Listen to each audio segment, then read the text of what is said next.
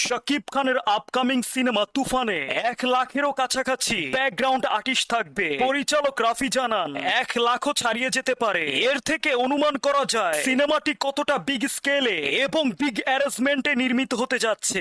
এমন lakh lakh background artist আমরা কেজিএফ বাহুবলী সিনেমাতে দেখেছি। বলাই যায় বাংলাদেশের সর্বপ্রথম এত বড় সিনেমা দেখতে পাচ্ছি আমরা।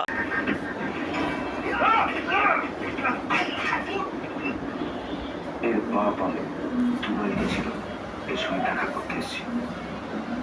আমার মা মেরি চল রাস্তায় পরে শেষ নিঃশ্বাস ত্যাগ করেছিল।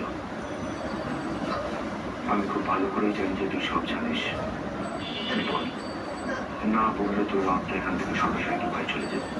তুমি তাড়াতাড়ি বল। এই কেস নিয়ে পুলিশ আগেই অনেক জিজ্ঞাসাবাদ করেছে।